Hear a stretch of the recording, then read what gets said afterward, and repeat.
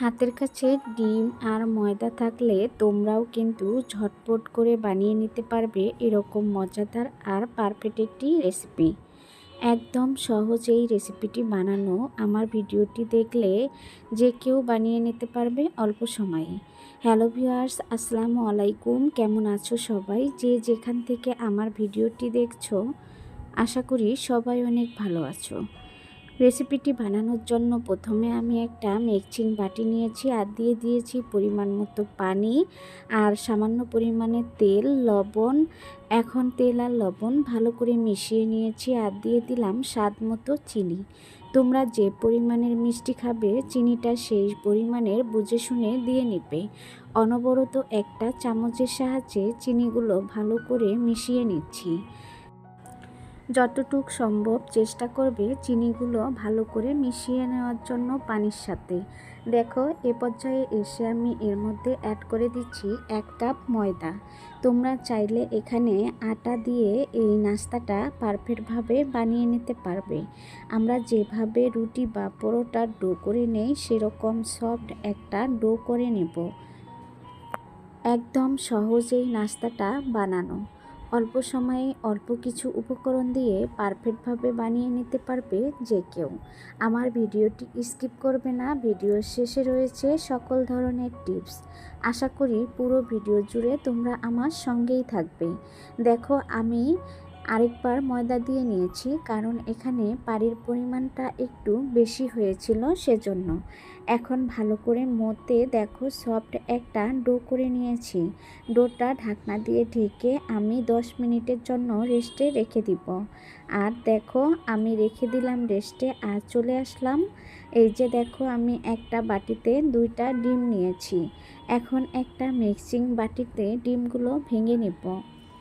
আমি এখানে 2টা ডিম দিয়ে নাস্তাটা বানিয়ে নিচ্ছি। তোমরা চাইলে কিন্তু এখানে ডিমের পরিমাণ বাড়িয়ে অথবা কমিয়ে দিতে পারো। সাবধানে কিন্তু ভেঙে নিতে হবে, কারণ আমার ডিমের একটা কুসুম লাগবে। আমি কিন্তু সবসময় চেষ্টা করি তোমাদের মাঝে নতুন কিছু রেসিপি শেয়ার করার জন্য। আশা করি আমার এই সহজ রেসিপিগুলো তোমাদের কাছে ভালো লাগে।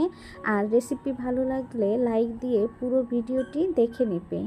দেখো আমি একটা কুসুম ভেঙে নিয়েছি, আরেকটা কুসুম রেখে দিয়েছি আর এর মধ্যে দিয়ে দিলাম স্বাদ মতো চিনি আর পরিমাণ মতো লবণ। এখন অনবরত নেড়েচেড়ে কুসুমটা ভালো করে সবগুলো উপকরণের সাথে মিশিয়ে নিচ্ছি। আমার কাছে মনে হয়েছে এখানে মিষ্টির পরিমাণটা কম হয়েছে, সেজন্য আমি অফ ক্যামেরায় আরও কিছুটা চিনি অ্যাড করে দিয়েছি আর অনবরত নেড়েচেড়ে ভালো করে মিশিয়ে নিচ্ছি। আমি একটা ব্যাটার তৈরি করে নেব আর ভিডিওটার সঙ্গেই থাকো, তাহলে দেখতে পারবে আমি কিভাবে এই পারফেক্ট নাস্তাটা বানিয়ে নিচ্ছি। আমার ভালো করে মিশিয়ে নেওয়া শেষ। এখন আমি এর মধ্যে দিয়ে দিব ময়দা। অল্প পরিমাণের ময়দা দিয়ে একটা ব্যাটার তৈরি করে নিব। তোমরাও চেষ্টা করবে পারফেক্ট একটা ব্যাটার তৈরি করে নেওয়ার জন্য।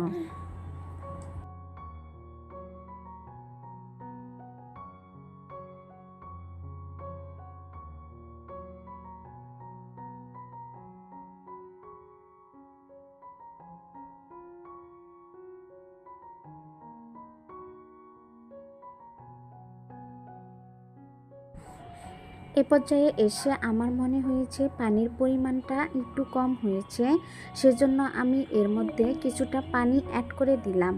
আবারও অনবরত নেড়েচেড়ে ব্যাটারটা পারফেক্ট করে বানিয়ে নিব। আমি কিন্তু ফার্স্টে এর মধ্যে কোনো রকম পানি দেইনি আর পরে কিন্তু সামান্য পরিমাণের পানি অ্যাড করে দিয়েছি। দেখো অনবরত নেড়েচেড়ে আমি পারফেক্টভাবে ব্যাটারটা তৈরি করে নিয়েছি। ব্যাটারটার ঘনত্ব কেমন রেখেছি সেটা তোমরা দেখেই বুঝতে পারছো।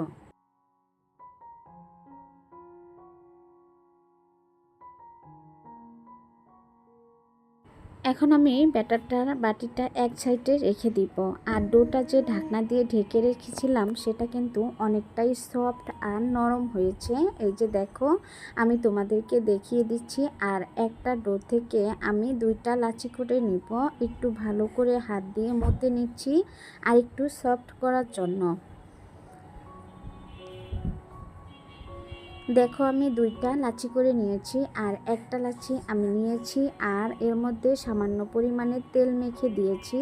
আর আমরা যেভাবে রুটি পরোটা বেলি সেরকম বড় করে বেলে নিচ্ছি।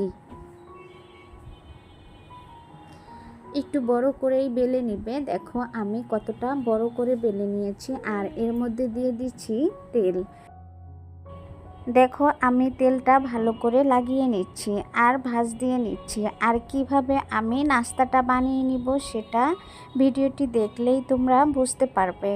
দেখো এভাবে আমি একটা রোলের মতো করে নিয়েছি আর এটা আমি এক সাইডে রেখে দিব। আমি যে বাকি ডোটা রেখেছিলাম সেটা দিয়েও একটা বড় সাইজের রুটি বেলে নেব।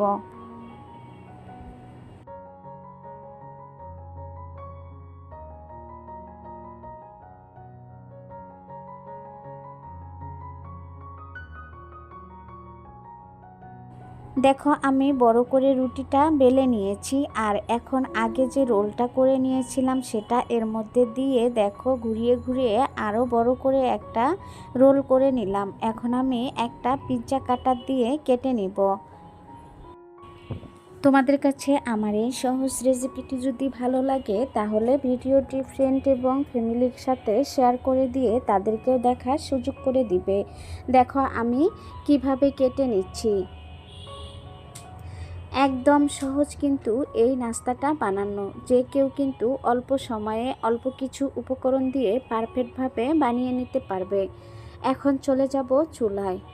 চুলায় একটা টপার বসিয়ে পরিমাণ মতো তেল দিয়ে নিয়েছি। আমি যে ব্যাটারটা করে নিয়েছিলাম সেটা এর মধ্যে দিয়ে দিচ্ছি।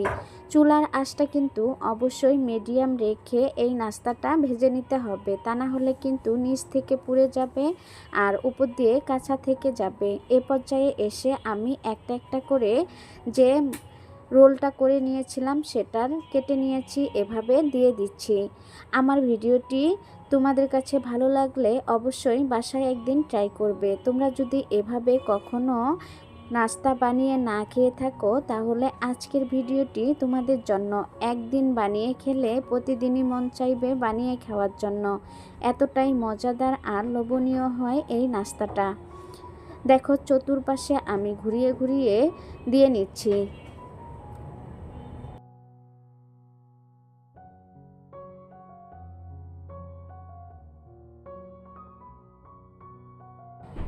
এই নাস্তাটা দেখতে যেমন লোভনীয়, খেতেও কিন্তু তেমন মজা। আমি অর্ধেকটা ব্যাটার দিয়ে নিয়েছিলাম আর বাকি অর্ধেকটা এর উপর দিয়ে দিয়ে দিচ্ছি।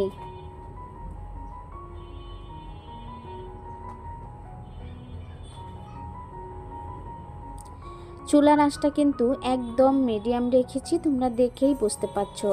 আমি যে ডিমের কুসুমটা আলাদা করে রেখেছিলাম সেটা মাঝখানে দিয়ে নিলাম।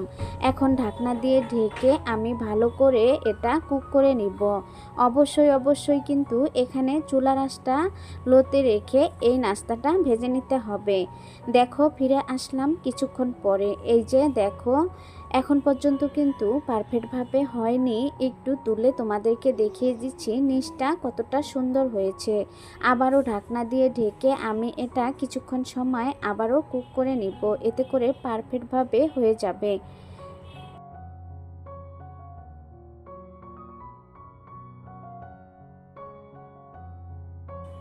দেখো ঢাকনা দিয়ে ঢেকে দিচ্ছি আর ফিরে আসলাম কিছুক্ষণ পরে। এই যে দেখো উপর দিয়েও কিন্তু পারফেক্টভাবে হয়ে গিয়েছে। আর এখন চাইলে তোমরা কিন্তু উল্টিয়ে দিয়ে আবারও ভেজে নিতে পারো। এই যে আমি দেখো উল্টিয়ে দিয়ে ভেজে নিলাম, আবার চাইলে কিন্তু এমনিতেই নামিয়েও খেতে পারো। দেখার সৌন্দর্যের জন্য একটু ভেজে নিলাম।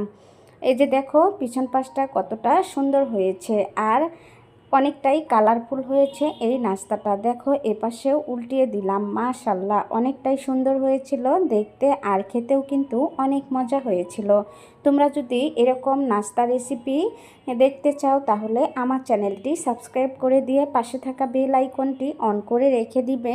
আমি যে কোনো সময় নতুন যে কোনো ভিডিও আপলোড করার সাথে সাথে তোমাদের কাছে নোটিফিকেশন চলে যাবে আর সময় করে আমার সহজ এই রেসিপিগুলো দেখে নিতে পারবে। দেখো আমি একটা সার্ভিং প্লেটে নামিয়ে নিয়েছি আর কেটে নিয়েছি। কতটা সুন্দর আর কতটা পারফেক্ট হয়েছে তোমরা দেখেই বুঝতে পারছো। আজকের এই সহজ রেসিপিটি তোমাদের কাছে ভালো লাগলে ভিডিওটি ফ্রেন্ড এবং ফ্যামিলির সাথে শেয়ার করে দিয়ে তাদেরকেও দেখার সুযোগ করে দিবে।